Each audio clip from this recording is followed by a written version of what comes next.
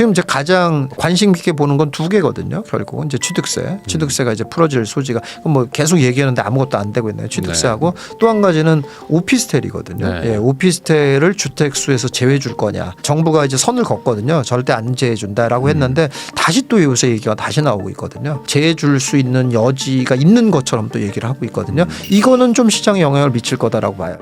그럼 반대로 부동산 투자를 하려면 한 몇 년 정도를 좀 기준으로 좀 잡고 한 이 정도는 투자를 한다고 생각하고 들어가는 게 좋을까요? 저는 기본적으로 이제 4년. 4년 정도. 예, 부동산 투자는 무조건 4년이다. 예, 4년을 보고 왜 4년이냐? 일단 기본적으로 전세가 이제 2년 텀으로 돼 있다는 것도 그렇고 4년이 일단 생각보다 굉장히 심리적인 그런 장벽을 뛰어넘는 시간이에요. 사실 뭐 1, 2년 정도는 누구나 기다려요. 근데 3년부터 못 기다립니다. 사람들이. 예, 그래서 이자 내는 것도 그렇고 3년이 고비거든요. 항상. 예, 그런 부분들도 있기 때문에 4년을 내가 기다린다 그러면 거의 다 해결이 되고 또 이제 장세의 변화 같은 것도 그랬을 때도 그렇고 그래서 4년 정도 기다린다고 생각해서 했을 때는 거의 제가 볼 때는 거의 문제가 없고 좋은 결과가 난다 이렇게 보여집니다.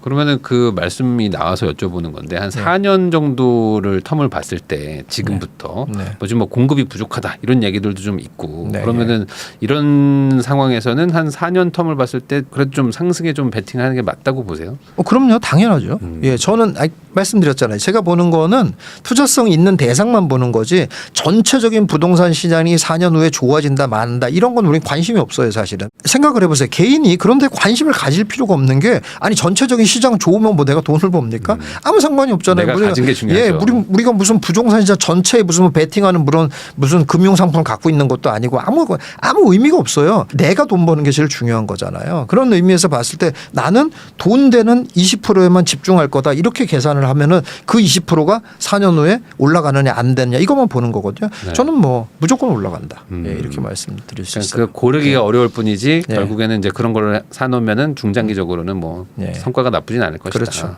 물론 이제 그럼에도 불구하고 그 사이에 어떤 뭐 위기나 이런 것들이 또 올 수도 있지 않습니까? 그렇죠. 네, 그러면서 이제 요즘에 가장 얘기 많이 나오는 게 가계 부채가 너무 많고 이 부채가 이제 조만간 뭐 터질 수도 있다. 뭐 이런 뭐 경제 위기가 올 수도 있다. 뭐 이런 얘기도 많이들 하는데 이 부분에 대해서는 뭐 어떻게 생각하는 게 좀 좋을까요? 솔직히 좋은 거는 아니긴 해요. 맞죠? 그건 이거나 똑같아요.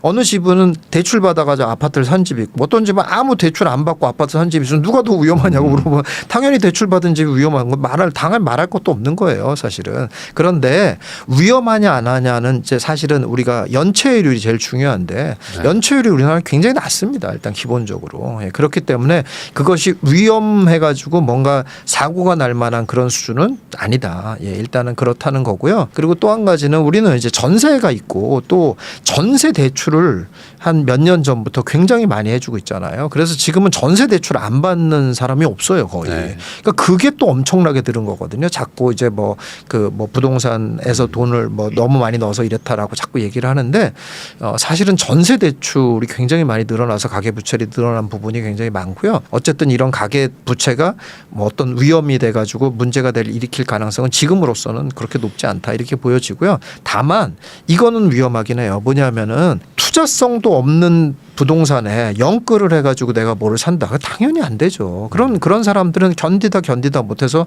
물건을 내놓을 수밖에 없고 그러면은 손해라는 결과가 나올 수밖에 없죠. 그러니까 그거는 주의는 해야 돼요. 그거는. 예. 근데 그거 외에 전체적인 뭐 부채가 늘어났으니까 위험하다 이런 생각은 굳이 뭐 가질 필요 없다고 보여집니다.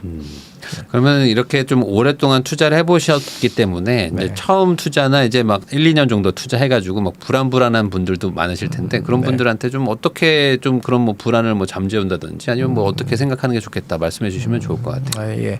얼마 전에 이런 기사도 나왔거든요. 어떤 거냐면은 서울에 30 몇 년이더라. 30 몇 년간의 부동산 상승률, 그 아파트 상승률을 공개했거든요. 그게 평균 6.7%예요. 예, 6.7% 올랐어요. 계속. 그것도 계속. 연평균. 그랬으니 얼마나 많이 오른 거예요. 그러니까 결국 무슨 말이냐면 인플레이션을 상회한다. 예. 그래서 장기적으로 봤을 때 인플레이션을 거의 무조건 상회하기 때문에 약간 어떻게 보면은 우린 뭐 그런 식으로 베팅은 안 하지만 어떻게까지 이해할 수가 있냐면 우리 유명한 외국의 이제 투자자들 뭐 워렌 버핏이라든지 이런 사람들이 많이 하는 얘기 있잖아요. 그냥 지수에 투자해라. 뭐 이런 얘기 하잖아요. 그래도 무조건 인플레이션보다 상회하더라. 이런 얘기 많이 하잖아요. 약간 그런 개념이에요, 사실. 우리가 웬만한 아파트 정도가 인플레이션을 결국 다 상회해요 보면은. 근데 개인이 그렇게 안 됐다라고 느끼는 건 왜 그러냐면 고점에 샀거나 상승장 끝자락에 샀거나 아니면 형편없는 걸 샀거나 이런 사람들이 그렇게 느끼는 거지. 사실은 따지고 보면은 대부분의 부동산은 대부분의 아파트나 이런 것들은 다 인플레이션을 거의 다 상회합니다. 김사부님하고 지금 이야기 나누고 있는데요. 그 최근에 뭐 일기 신도시 특별법도 뭐좀 통과가 돼가지고 네. 이제 어차피 이제 신축도 살고 싶고 뭐 그리고 이제 투자도 해야 되는데 내 집 마련도 하면서 저 일기 신도시 한번 투자해 볼까 이런 분들 좀 있는 것 같아요. 네. 이 일기 신도시에 투자하는 거 이거 좀 네. 어떻게 보십니까? 그냥 단순 무식하게 생각해서 그냥 일기 신도시 사도 됩니까? 라고 물어봐도 괜찮습니다. 라고 말씀드릴 수 있을 것 같아요. 네. 예.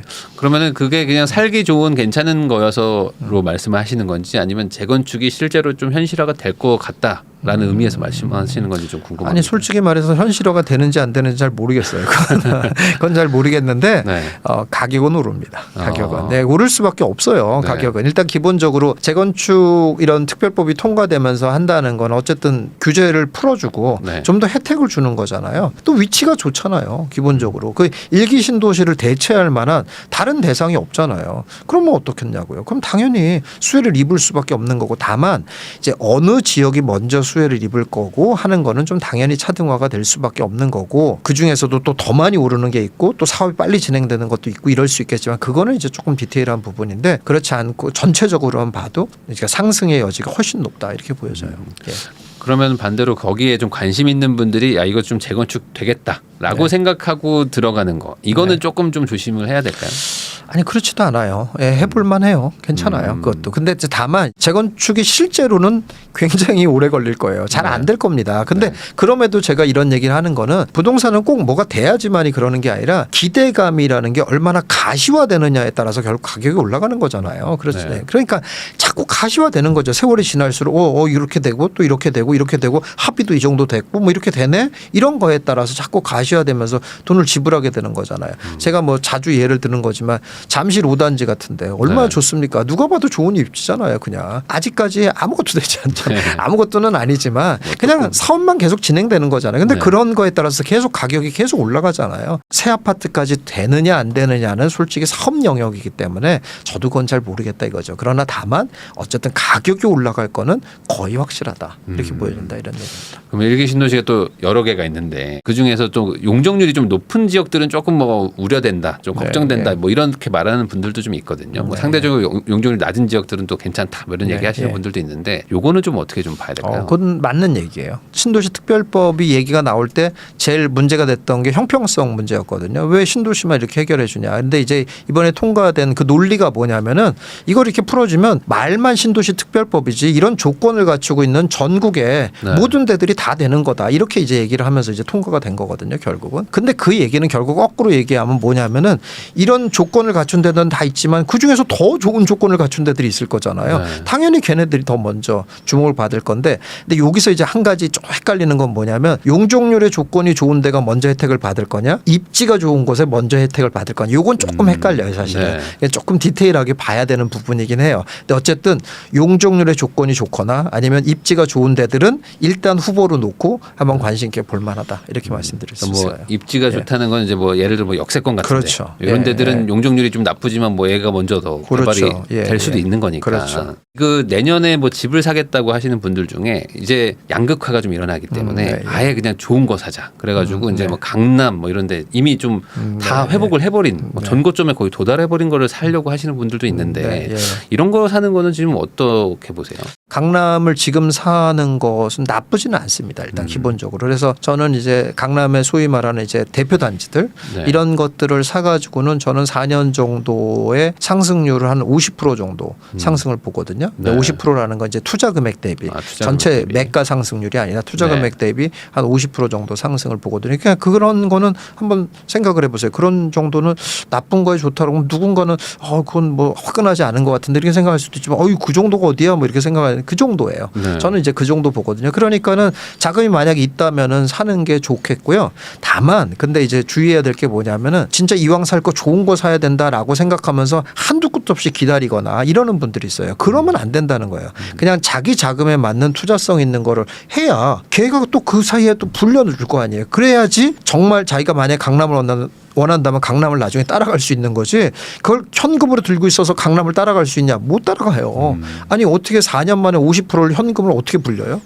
불릴 방법이 없어요. 그러니까 그런 분들은 본인에게 맞는 투자 대상 너무 강남만 생각하지 말고 본인의 대상에 맞는 거를 일단 찾아서 얘를 불려놓고 나중에라도 강남에 가겠다. 이렇게 마음 먹는 게 좋겠다. 이 강남 아파트 얘기하면은 댓글이 두 종류예요. 뭐 지금 안 떨어지고 막 올라가고 있다. 네, 아니다 네. 지금 뭐 몇 억씩 떨어졌다. 뭐 이런 네, 얘기들이 네, 나오고 네, 있는데 네. 실제 지금 뭐 현장에서는 예. 강남의 분위기가 뭐 어떤지. 사실은 뭐 안 떨어진다는 게 말이 맞습니다. 예, 맞고요. 떨어진다라고 하는 건 뭐 3억씩 떨어졌다 뭐 이런 기사들이 나오는데 그런 것들은 대부분 좀 이상 거래인 경우가 많고요. 그리고 또 그게 막 굉장히 의미가 없어요. 설령 그런 거래가 진짜 있었다고 정상적인 거래가 있었다고 해도 의미가 없는 게 예를 들어 보세요. 강남에 내가 20억짜리 아파트를 보고 있었단 말이에요. 그런데 그게 17억에 거래가 됐어요. 네. 그러면은 야 신났다 이게 떨어졌구나. 다시 17억짜리 본인이 사러 간다고 한번 해보세요. 17억이 나오냔 말이죠. 무슨 의미가 있어요? 그럼 아무 의미가 없어요. 본인이 17억짜리를 살 수 있어야 의미가 있는 건데 그 떨어진 게 무슨 의미가 있어요? 아무 의미가 없는 거예요. 딱 하나 거래되는 거예요. 그런 거는 사실은 거래의 사례에 의미 없는 사례라고 버려야 되는 부분이잖아요. 예, 그러니까 그런 것들을 보고서 강남의 가격이 떨어졌다라고 보지 않는 게 좋겠고요. 왜냐하면은 이렇게 생각하면 되거든요. 매도자라는 사람들도 결국 거꾸로 본인이 매도자라고 한번 생각해 보세요. 싸게 팔 이유가 있습니까? 안 팔아요. 그리고 싸게 팔아야지만 될 수 있을 만큼 막 이렇게 코너에 몰린 사람들이 있지 않는 한 안 하거든요. 근데 네. 그런 사람들이 많이 있냐? 그렇지 않거든요.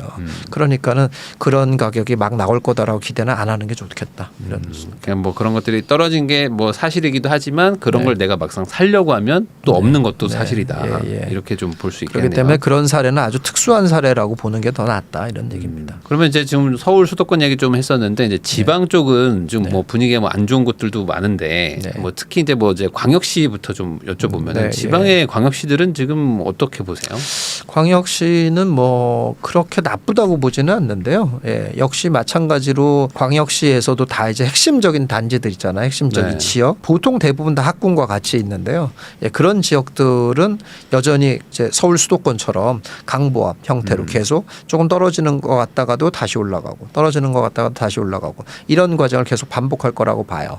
예, 그런데 그런 외의 지역들은 거래도 잘 안 되고 예, 가격도 뭐 정체돼 있거나 하락하거나 이럴 가능성이 높다. 이렇게 보여집니다. 아무래도 어떤 특정 권역에서 상위 20%인 곳들은 그래도 네, 예, 아까 예. 말씀하신 네. 그것처럼 이제 움직일 가능성이 높다. 네. 그러면 그 지방 쪽에 혹시 뭐 네. 유망하게 좀 보고 계신 어떤 뭐 지역이나 뭐 그런 거 좀 있으신가요?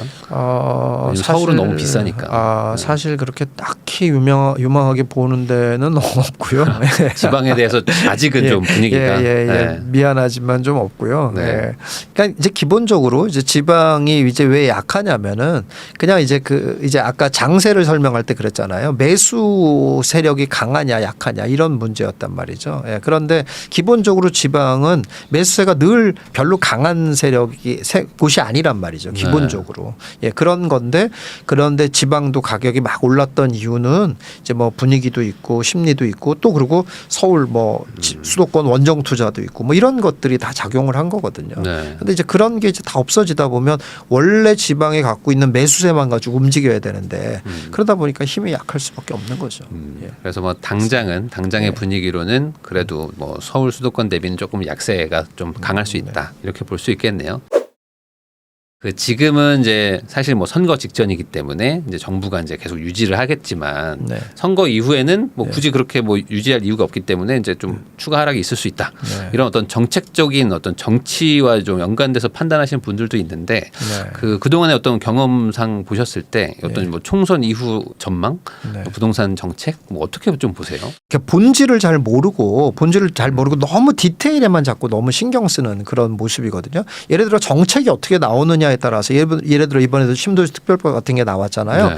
그것도 한번 잘 보세요. 이건 이제 반대의 개념인데 신도시 특별법이 나왔다고 해서 지금 일기 신도시가 확 올랐냐? 오르지 않았어요. 네. 예, 근데 그게 왜 그러냐면 장세라는 게 더 중요해요. 장세의 영향. 그러니까 지금 약세장이라고 말씀드렸잖아요. 그러니까 매수 세력이 강하지 않은 때 나온 호재들은 그게 바로 연결이 안 되는 거거든요. 반대로 해요. 근데 약세장이라고 해도 막 이렇게 하락장이 또 아니란 말이에요. 어느 정도 세는 유지하고 있는 거거든요. 그런 때에 뭐 정부에서 조금 뭐 예를 들어서 규제 이후에 이런 얘기가 나왔다고 해서 시장이 확 떨어지냐? 그러지도 않아요. 또 사실은. 네. 그러니까 기본적으로 이렇게 매수세가 쭉 어느 정도 약하긴 하지만 계속 있는 채로 쭉 끌고 가는 세력 상황이다라는 걸 인식하는 게 제일 중요하다고 보여져요.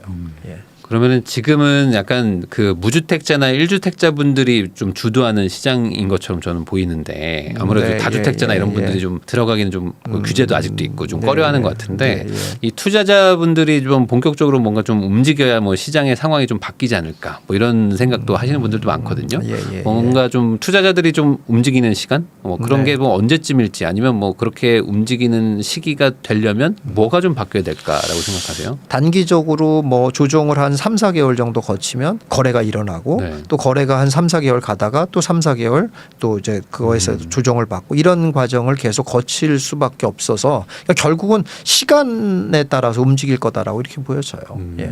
그러면 이제 정책적인 거 뭐 취득세 풀면 뭐 산다 뭐 이런 분들도 좀 있어가지고 네. 그런 것들이 좀 풀리면은 투자자들이 좀 움직일 요인이 좀 될까요? 예, 그렇죠. 지금 뭐 정책 굳이 얘기를 하셨으니까 얘기하자면 지금 이제 가장 관심 있게 보는 건 두 개거든요. 결국은 이제 취득세가 이제 풀어질 소지가 뭐 계속 얘기하는데 아무것도 안 되고 있네요. 취득세하고 또 한 가지는 오피스텔이거든요. 네. 예, 오피스텔을 주택수에서 제외해 줄 거냐. 정부가 이제 선을 걷거든요. 절대 안 제외해 준다라고 했는데 다시 또 요새 얘기가 다시 나오고 있거든요. 제외해 줄 수 있는 여지가 있는 것처럼 또 얘기를 하고 있거든요. 이거는 좀 시장에 영향을 미칠 거다라고 봐요. 실제로 그렇거든요. 이제 뭐 당연히 취득세 카드는 당연한 거고 오피스텔 같은 것만 해도 왜냐하면 이제 꼭 오피스텔을 살려는 것을 떠나 가지고 오피스를 가지고 있어가지고 막 괴로운 사람들이 많거든요. 근데 그런 사람들이 안 팔아도 되도록 만들어주는 거잖아요. 그것만 해도 시장에 매물이 나오지 않게 하는 효과를 내기 때문에 꽤 큰 효과를 볼 수 있을 거다라고 봐요. 정책에서 지금 관심 있게 보고 있는 건 그 두 가지예요. 예. 지금 내 집 마련하려는 무주택자분들은 24년에 좀 어떤 방법으로 좀 접근하는 게 좋을까? 이런 거 얘기해 주시면 좋을 것 같습니다. 네. 우리 가장 큰 재산을 건드리는 거잖아요. 그렇기 때문에 투자의 개념을 제발 좀 가져라라는 말씀을 좀 드리고 싶고 그래서 내 자금에 맞는 내 집이 아니라 투자성 있는 걸 사라 제발. 예, 그리고 그게 이왕이면 내 집이랑까지도 딱 맞아 떨어지면 제일 좋고 그게 안 맞아 떨어진다 그러면은 그러면 아무것도 하지 말아야 되겠다 이것도 아니고 네. 그러면 내 자금에 맞는 투자성 있는 걸 일단 사놓고 개 벌어 크라고 그런 다음에 얘를 나중에 처리해 가지고 그리고 얘로 갈아타야 되겠다 이런 생각을 좀 제발 해라 이렇게 말씀을 드리고 싶어요. 더군다나 지금은 예전에는 또 이랬지 않습니까? 예전에는 1가구 1주택 비과세를 받으려고 해도 네. 거주도 해야 되지. 그리고 또 최종 1주택이라는 조건이 있었잖아요. 네. 최종 1주택이 이제 2년 지나 이런 게 있었잖아요. 그것도 없어졌잖아요. 그러니까 막말로 말해서 지금은 아무거나 사놓고 2년만 있어도 비과세로 다 할 수 있는 거잖아요. 그럼 수익 고스란히 다 주겠다고 하는 건데 그걸 왜 안 하냔 말이에요. 왜 꼭 내가 지금 이 시점에 꼭 내 집에 내가 들어가서 꼭 살아야 되는 거예요. 제발 그 생각 좀 버려라. 이런 말씀을 드리고 싶어요. 결국엔 남들이 오르는 만큼 나도 같이 오르고는 있어야 이제 다음 기회를 좀 모색할 수가 있는 남들이 건데. 오르는 거라기보다 좀 정확하게 말하면 상위 20% 오르는 것만큼 네. 나도 그걸 올라줘야 상위 20%를 나중에 갈아탈 거 아니에요. 그렇죠. 자기가. 네. 예. 내 마음에도 드는 상위 20%로 갈아탈 거 아니에요. 예. 그러니까 점점 이게 거리가 벌어지는 게 아니라 조금이라도 그렇죠. 좁혀가야 되기 그렇죠. 때문에 예, 항상 언제나 뭐 무주택자든 유주택자든 이제 투자의 개념은 항상 좀 네. 가지고 있어야 된다. 네. 그리고 이제 뭐 채널도 운영하시잖아요. 또 부동산 아, 김사부 TV도 운영하시니까 조금 더 배우고 싶은 분들은 또 채널 가셔서 많이 또 보시면 도움이 많이 될 것 같습니다. 네. 오늘은 또 25년째 또 투자하고 계시는 또 실전 투자자 김사부님을 또 모시고 지금 부동산 시장 어떤 시황부터 내년 전망까지 한번 이야기를 나눠봤는데요. 이 시청해주신 분들이 이 영상 보시고 많이 도움이 되셨기를 바라봅니다. 다시 한번 시청해주셔서 감사하다는 말씀 전하면서 저도 김사부님하고 인사 나누도록 하겠습니다. 오늘 나와주셔서 감사드립니다. 네, 수고하셨습니다.